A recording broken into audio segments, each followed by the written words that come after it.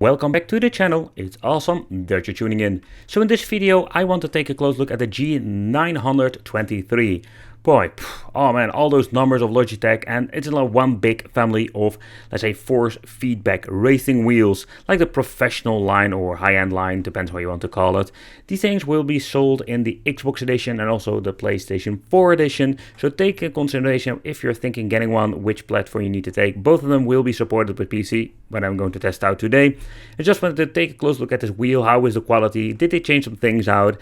And also this true force feedback stuff, is it actually like worth like upgrading from an older model? Because maybe you're already owning a racing wheel and thinking to get in a new one, but is this true force really like the true next level? Or is it just something like an extra fun gimmick? Dual clutch, like some minor tweaks I did with this model, but I'm wondering how does it feel, how is the quality, and especially again, what is the difference with the older model? Because I have a couple of these racing wheels, and when I'm trying to play with them, I managed to find some differences between them, but most like this G923, it's crazy expensive. And if you're having no racing wheel, is it something you need to get, like say from day one, like just get the latest model, or you can just get yourself another model or maybe something from the second-hand market? So first let's do an unboxing together, just I want to show you how it's packed up. Oh, by the way, all of these racing wheels are packed up the same freaking way. It's quite interesting. Okay, so the first thing that we're going to get is our typical power supply for the Logitech racing wheels. They're using the same one. I think it was from the G293 and from on, like they're giving you the same stuff like the play seat. Oh, and now we're going to get a nice piece of commercial. Oh, we do get the sticker. That is pretty cool. That's the first one. But okay, the sticker. Let's put it over there. Okay, so what are we going to get in the inside? Cardboard, a lot of plastic, fantastic. But what I was noticing, like this feels like premium quality. So let's see. Let's get the wheel out first. The wheel looks slightly different. Of course, the pedals are almost freaking the same, but these things are like freaking heavy, like they look nice. Okay, so this is what you're going to get in the box. There is no shifter, and of course we're going to get the papers. The paper says here like how you need to attach all of the components. And yeah, that's it. Like it's pretty damn easy in my opinion, so that is not going to be the biggest problem. So the G series is like something of the next level if you want to get into racing, but it still needs to be affordable, because with racing wheels and simulation stuff like that, you can go crazy and there are so freaking expensive wheels, but this needs to be like an all-in-one solution, plug and play. So the wheel itself, the quality, I must say it's similar to all the other models, like this piece of aluminum over here. Then we're going to get this nice finish of real leather in combination with some metal. Like the middle part is made of metal, but there is some plastic, fantastic here. Of course, this is the PlayStation edition, so we're going to get PlayStation features. The D-pad is the floating D-pad. We're going to get all the buttons that we're going to get on the controller. And of course, the spinning wheel they can configure for extra things if you want to adjust some, let's say, items inside of the game itself. I find it also fascinating, like the button touch feels really nice. But okay, so all the function buttons that we're going to get. This time the shifters are more like this, yeah, metal black finish. Still got the same click. So far you can hear. We need to do a comparison in the future. The feel itself, they're having new technology inside, but I can already say, like when it is offline, I can feel some differences with the force feedback. It feels very nice.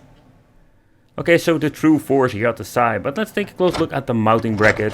It's freaking still the same. It's the plastic fantastic thing, but hey, it still works very well. And they say always like, don't change a winning team. Is this right? Yeah, I think so. Let me know in the comments. But okay, the cable management, same story here. Like they didn't even change something out. I found it a little bit of a bummer, but again, yeah, if something works, why change it? But the thing is, like, I found it fascinating. Like the casing, a lot of stuff. From the outside, it's still the same. Connections, let's see, the left one is for the shifter, right one for the pedals, that's the one that we're going to use, and of course the input for the power supply. Okie dokie, so let's take a close look at the pedals. I can say like I did a weight behind the cameras, and this thing weighs around 2.5 kilograms, so it's quite heavy. But when you're looking at it, it's exactly the same like the previous models. There are some minor things like software part, but when you're looking at the build quality, I personally really love these pedals. Like basically what you're going to get are like very nice combination of plastic and metal. Of course, here we're going to get the new G logo from Logitech. Still going to get the grip over here. Yep, it's all the freaking same if you're looking at the previous models. And the same goes for the pedals. When you're looking at the springs beneath it, you can see like there is some major difference, especially with the braking and the gas. And so far I can see nothing have been changed out here. So the pedals have a slightly different angle. You can see it over here, like the pedals itself is looking differently, especially when it comes to the gas, if I'm saying it correctly. But overall, yep, it's mostly the same.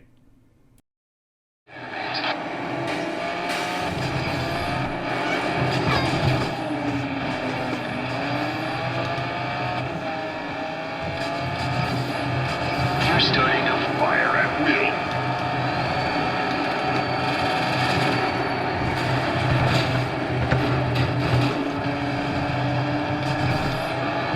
Say hello to my broomstick.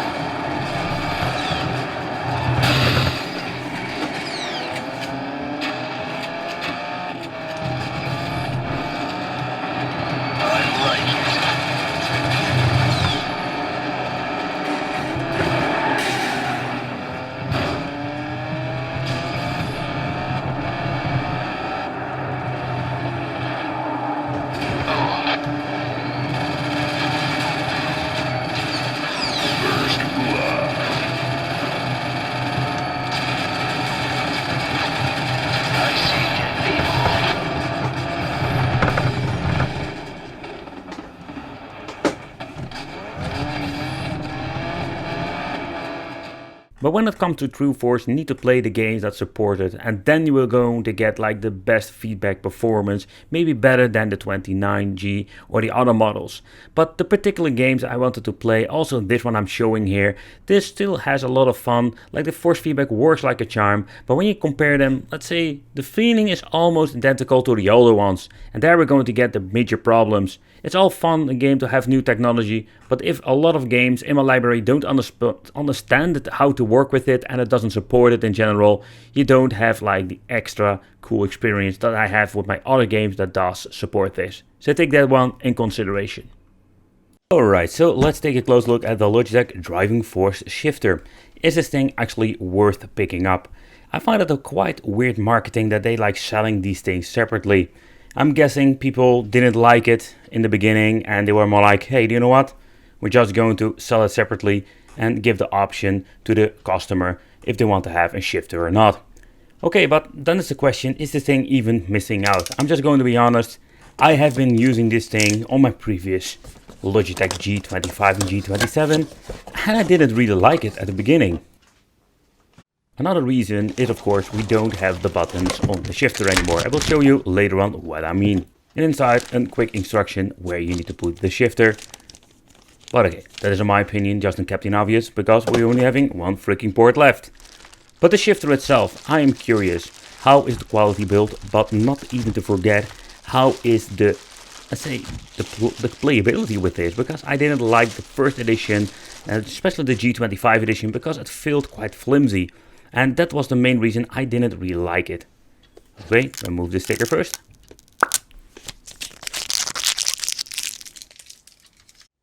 But the Logitech shifter is way slimmer now. And I must say, I really like the looks. It's still very lightweighted and it feels a little bit plastic fantastic.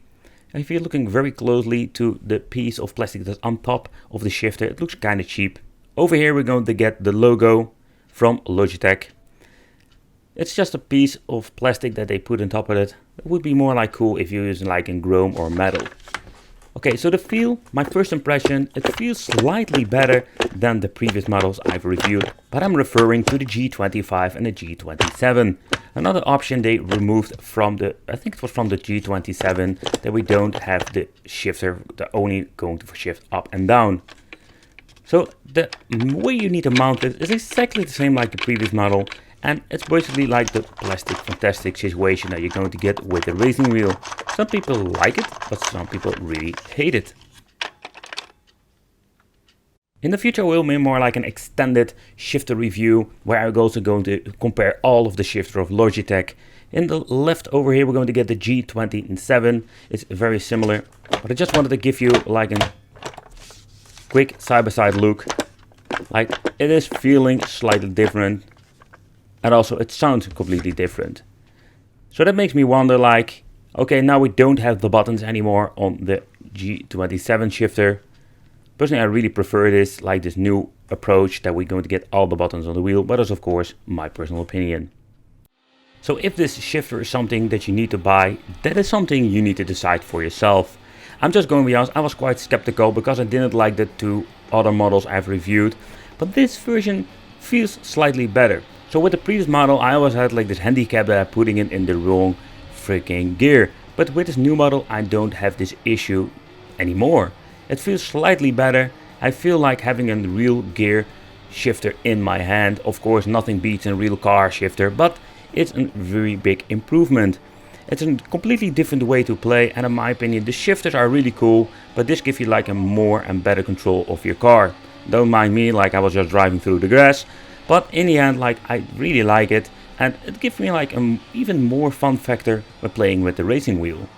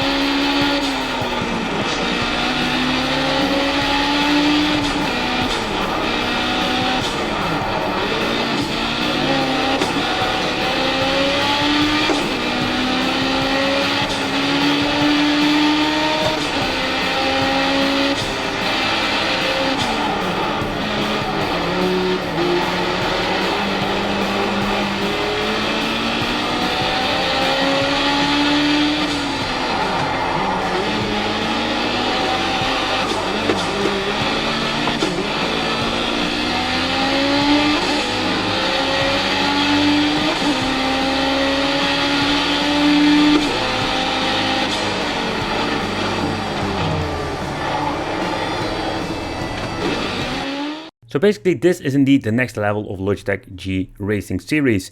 But if you don't have a game that is compatible with the special force feedback, that makes this thing the same in my opinion like all the other ones. Yeah, that has like some minor tweaks and some things that they changed out or bring back like the RPM meter.